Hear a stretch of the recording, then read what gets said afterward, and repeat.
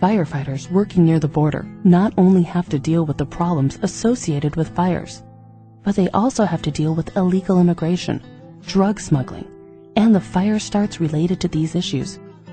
Let's first look at how firefighters are impacted by illegal immigrants and the people who smuggle them, known as coyotes. Well, I think somehow, there needs to be a realization of what really the issues are.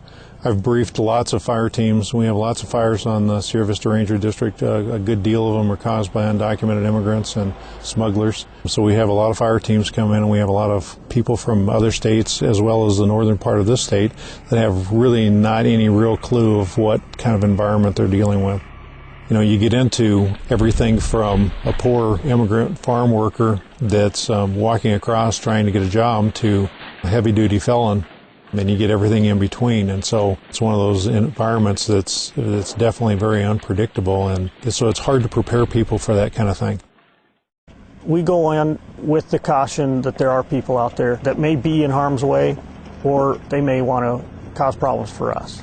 And so just keep that in mind all the time, that we're going into a situation that's different than being 100 miles north.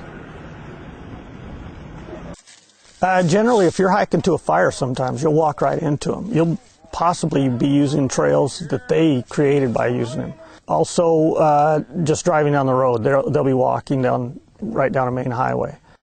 We had one burn that was in fairly steep country. As we were sitting and monitoring the following day after our major ignition day, we had everybody kind of out on high points, and we all have binoculars, and we were just watching groups get carried up by the truckload to the 7-wire international fence, and they'd just find a shade tree and wait until night, and as soon as night came, they were just right through the burn. Which, fortunately for us, the burn was still cool. They were cool by that point, but it doesn't faze them. You would think that you see smoke and flame that, okay, well, let's go around this way. But if they go around this way, they're off into another coyotes or cartel's territory. It doesn't present an obstacle to them, which is flabbergasting to me. One of the concerns that we always have is you don't know what the people inside the units, the burn units, you don't know what they're thinking or what their motivation is for being here. And a confrontation can be fairly minor and not something that you would normally worry about. And more often than not, it's just people looking for help or trying to get out of the way, but you don't know that, and that lack of information creates a little bit of tension, and the communication barrier elevates that to a new level. Now, let's listen to how drug smuggling can create dangerous situations for firefighters. Some fires that they've had here, they have actually found drug loads right within the fire. We know that if there were drugs there was also drug traffickers there. And so that always puts the land management agencies who have fire crews out there on edge. They could come up on some of these groups that are armed, and then their fighters' safety could be in jeopardy. And we get a lot of dope in the fire street. We find empty gunny sacks. And one of the fires, we found 400 pounds. And then the year before that, we found another 800 pounds. And then on the Ridge fire, it was 120 pounds. A lot of the fires that we've had large quantities of marijuana actually in the fire. Some of it may be burned, some of it may be unburned. But the smugglers, for the most part, won't leave that material if they think there's any chance that they can recover any of it. And so you know that once you find that, you're more than likely going to have armed smugglers eyeballing you every minute. If you don't find it all, they're going to be right back in there to get it. If you were left out there by yourself, and they outnumbered you, there's a real good chance that they're going to come and claim their load. We had a fire 3 years ago where we worked the fire all night, which is something we don't do very often here anymore. Unless we can keep enforcement with them all night, we just can't afford to leave them out. We had worked the fire all night, went back in the next day, and 100 yards off our fire line was an AK-47 in a burlap bag. So it's just a whole different world down here right now, and it's very, very difficult for people in the agency to understand how really different it is. Now let's hear how firefighters have an increased chance of encountering illegal immigrants and drug smugglers because of the fires they start along the border. On every other fire that I've been in other forests, you get to a fire and you look for the point of origin, say a campfire or a cigarette or something, and once you found that, you flag it off, and then, your head's in the dirt and you're digging line, and you can, tune everything out but what the fire's doing, where your line's going, and, strategizing. But here you have to do all of that, and then look behind you and look in the fire and make sure that you don't have a group in the perimeter of the fire or coming behind you. It's just an added piece of baggage that you have to deal with when you're doing initial attack on this forest. The first thing that people think about, I would suspect, when they're fighting a wildfire is their own personal safety as it relates to the fire itself, and what you would expect in terms of the fire behavior or whatnot. And probably the first thing we have to think about is our own personal safety in relation to why did that fire start. It's personal safety, but from a different standpoint. We typically get a few fires that are usually warming fires that some of the groups will leave as they come through. So some are warming fires, some are cooking fires. During the winter time, after it starts getting cold, we usually get those type of fires. If you look at a lot of these ignition points, it's sterno cans that have been used to heat up meals and then just thrown in the grass. They're focused in on a survival kind of mode, and they want food and they want heat, and then they move on. They don't understand the idea of extinguishing a fire before you leave. Some of the fires that we've had started in the past are signal fires by injured, undocumented immigrants, and then that kind of throws a whole new set of circumstances into your fire. Very close to where we are right now, we had a fire, and what had happened was that an illegal immigrant had gotten into dehydration and cramps and was in a very stressed type of a situation, and so some of the people that were with him just lit the grass on fire and said, "Don't worry, somebody will come along to help you shortly." They had left him because he couldn't continue with the rest of the group, and so they just wanted him to be found so that he didn't die. But each individual case is different, so you never know what you're really going to walk into. We had a report of a wildfire, went out there, started initial attacking it, and just down the road was another report. And then just this way there was another report. And what we finally learned that they were was distraction fires. Light a fire over here, everybody goes running over here, Border Patrol follows along, and then this group is coming through. And then they light a fire. If somebody's out there starting fires to direct our activities, they're not liable to be concerned about our safety. So I would say it's a big problem, and it's an evolving problem, and probably getting bigger as time goes on. There are many safety measures firefighters take when conducting prescribed fires or fighting wildfires across the country. There are additional precautions they take when working near the border because of illegal immigration and drug smuggling.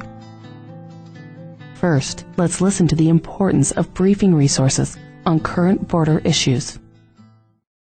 Common part of our in-briefing for personnel who are coming to the refuge, we give them a really thorough sit-down briefing for quite a length of time about the ins and outs of what you could expect and what could happen, and how we would deal with it.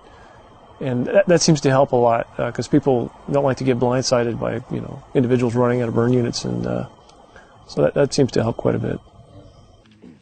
A lot of the guys that are from the district here kind of have that heightened awareness, and that's kind of what we give our severity resources a briefing before they come in and brief them on a lot of the hazards. And some of these severity resources are really astounded. You tell them you're going to run into people, they'll see maybe 6 young men in black walking south who have smuggled drugs and are looking for a ride back to Mexico. Last year, we told this engine crew a lot of the same things we're talking about them. And they, about 2 hours later, they were driving down this road right here, and they saw 8 guys walking south. And they said, "You were right. There, we just saw 8 guys over here." And, they get to where people do get educated. But it's a long education process. We usually take about 2 hours, have a good 2-hour briefing for the severity resources. So this is a briefing I give all incoming resources. We have laminated border watch-out cards that are text on one side and a map on the other side that show the 3 areas levels of concern. You know, most dangerous near the border, and then certain miles, A, B, C. And I give everyone who comes in one of these laminated pocket cards because I want people to be thinking about this all the time because it's an issue that catches everyone by surprise usually.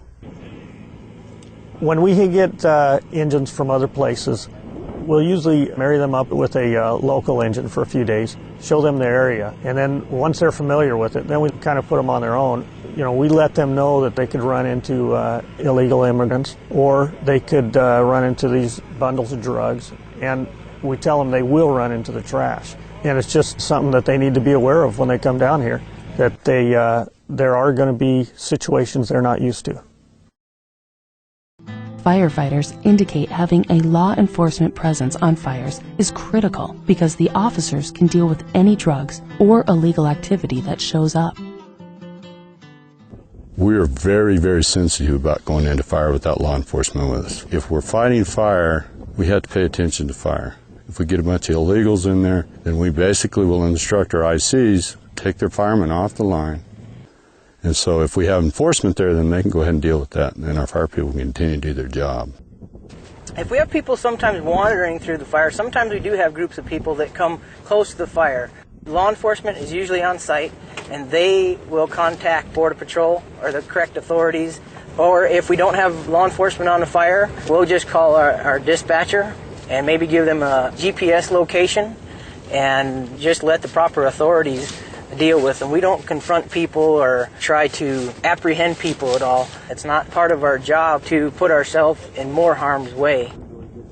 We've had firefighters out on the line doing suppression work and then had illegal aliens come and vandalize and burglarize the vehicles. So we try to make sure that we have a presence with the vehicles to deter that. 2 years ago, every fire that we had out here in the San Rafael Valley had illegal drugs in it in one way or another. You know, we get pretty wise to that situation, and we know that we're going to be watched and have the potential to have problems. So immediately we try to get law enforcement heavily engaged in that situation. Last February, we had severity resources from Montana here and Wyoming, and they were out on a fire. We left them there overnight with law enforcement, and law enforcement was kind of sitting on a road, and about 19 smugglers with backpacks on their back, marijuana, walked up the road that led to the fire that the firefighters were on. And so, you know, a couple of them dropped their bundles and they ran off, but if we hadn't had that law enforcement presence, they probably would have walked right into our, firefighters. And one thing we're still struggling with in a safety aspect of it, first of all, a lot of law enforcement people are not firefighters either. So for an IC, it's an extra burden on that person because you not only have to worry about your folks, you got to worry about the law enforcement person and whether they're paying attention. Because if the fire all of a sudden becomes a problem for you as an IC, then you got to start looking for your law enforcement person and not only worrying about your own folks, but then you have to worry about that person too. Fighting fires at night can be very risky along the border. For this reason, most crews are pulled off the line or follow special protocols. Before a nighttime operation, check to see what protocols are followed in your area. Early in 2002, we brought in some crews from South Carolina and somewhere in there, and we put them up on one of our mountains up here overnight in the spike camp. Well, during the night, a load of drugs went through, and about 25 UDAs walked through their camp. And that was the first time we really realized we had a really, really serious problem. On this district, we do fight fire at night. As long as we have law enforcement on the ground, we do fight fire at night. And the reason we do is because down here in the desert, temperatures are cooler, they get some humidity recovery.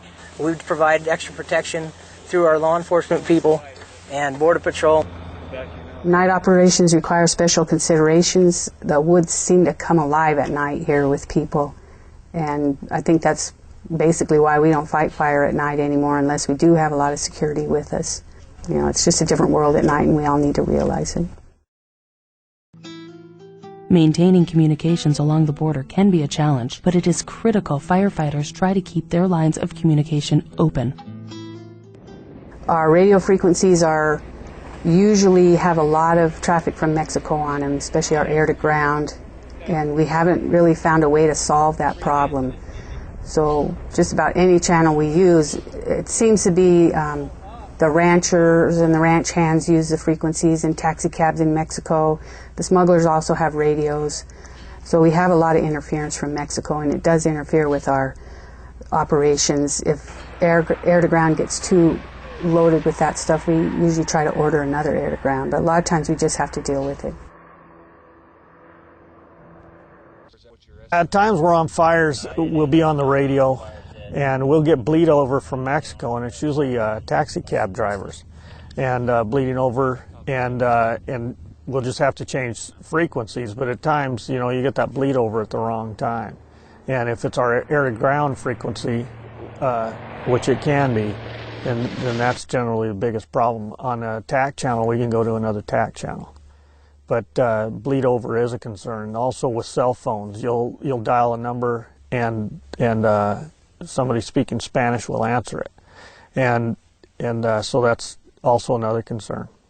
Generally, what we'll do is if we can't talk to AirTAC, we'll go through dispatch and let them try and get it. Most AirTACs will be listening to the TAC channel that we're using on the ground, and they'll be monitoring the air-to-ground and your forest net or district net. And you have to stop and get that communication back.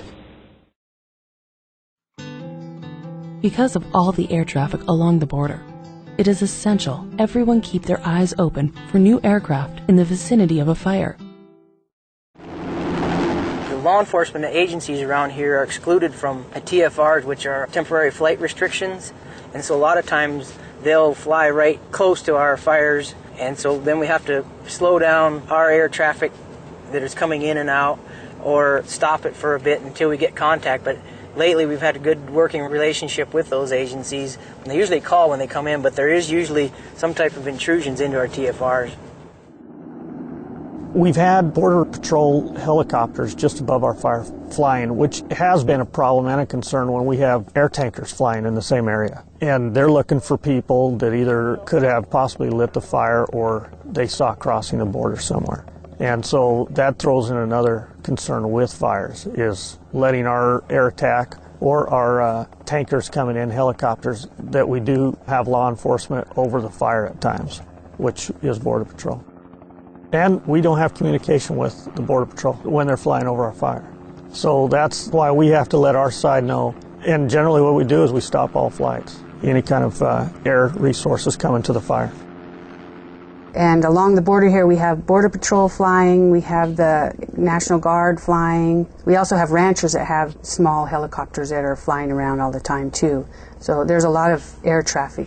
We like to have everyone keep an eye out for other aircraft because our pilots are not always going to be able to see them. So if anybody sees anything, please bring it up to their supervisors because you might be the only one that sees it. As illegal immigrants and drug smugglers cross the land, they leave huge amounts of trash and sometimes even drug loads. At times, these catch on fire, affecting firefighters' health. Burning trash is an issue. In fact, in some places, what gets particularly difficult with firefighters is that a lot of our fires are right on some of the heavily used smuggling routes. And some of those layup points that various coyotes will use with groups can literally be anywhere from ankle to knee deep in old clothes and water bottles and synthetics and materials that you don't want to, inhale the smoke from. When you're burning through a field of trash, that is toxic smoke. So, that's something else to consider when you're on the fire line. Get out of that smoke. Get around upwind if you can. We've had situations where our firefighters have been exposed to large quantities of marijuana smoke on the line and not even know it was there yet because we're working our way around. We've worked on a fire part of one afternoon and probably just at dark, around 7:30, 8 o'clock at night, we come on a huge load of drugs and they're on fire. And many times what we'll do is we'll back off and we'll get away from some of those spots and let them pretty well burn up before we'll actually go in and suppress the fire right there. Finally, firefighters try to protect the lives of illegal immigrants by taking extra precautions before they light prescribed fires. We try and get prepared for the prescribed fires by notifying the locals, and that includes both on this side of the border and the other side of the border, that this is something that we're going to be doing, and try and get them to steer their traffic around this area at a minimum and head it off before they ever actually get here. During that planning process, we've actually gone so far as to have flyers created in Spanish and distributed on both sides of the border in areas where we think that the message will be spread. We've posted messages on potential burn units in high traffic areas saying, that this area is going to be involved in a prescribed fire and that, you don't want to be in here when it happens. And just trying to describe the dangers associated with doing landscape level burning and how fast fires move and things like that. Closer to the operation beginning, we coordinate with our law enforcement folks really tightly and other agencies as well, the Border Patrol most notably. I've kind of an elaborate search routine that we go through. It starts just before the burns. We try and identify areas where we think are likely to be layup areas for illegal aliens or folks traveling through. Maybe even go out and scout them out and see if there's a sign of people coming through there or spending time there. This area has been swept for over a week before we started burning in here. They bring agents in here and they walk every trail, early morning, late night, and then they start putting up a barrier, if you will, almost a human vehicle barrier.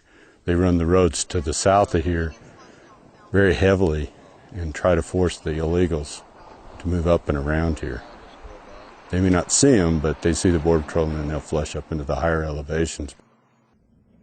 On the day of the burns, have law enforcement go out and do kind of a grid-based search of high priority areas and then the rest of the burn unit. In addition, we do a grid-based search, an aerial search with a helicopter that we contract with. That's a very slow, low-level flight. Depending on the size of the burn unit, it can take anywhere from half an hour to an hour. We had a couple of burns this spring that we had Border Patrol doing sweeps through. We did everything we possibly could to make sure that the area was clear before we started our ignitions. And not 40 minutes into the burn, I heard from, back further down in the holding line that we had 16 travelers coming out of the black that was barely cold. And all I can think is they got down into a rocky wash and just held it out and thought they would sneak on out after we had gone by with our ignitions. But it makes me sick to my stomach to think that we could possibly be harming somebody if they're stuck in the middle of this burn. I just hope that in my tenure here on this border forest that I don't end up inadvertently killing somebody, either by wildfire or backfire or prescribed burn. It's something I think about quite a bit. We can't possibly stem the tide of individuals trying to cross this refuge, and their motivation for getting into this country has very little to do with us or nothing to do with us, and so we really can't have an impact on their decision to come across here or not. So it's a greater national issue that we can't deal with at this level. And until it is dealt with at a different level, we're going to be constantly exposed to this problem. The most important thing to remember from this module is that fighting fire along the border is different than anywhere else in the country. Firefighters in this area can come upon illegal immigrants, drug smugglers, and drug loads. This requires them to take special precautions to maintain their safety and the safety of others while fighting wildfires or lighting prescribed burns.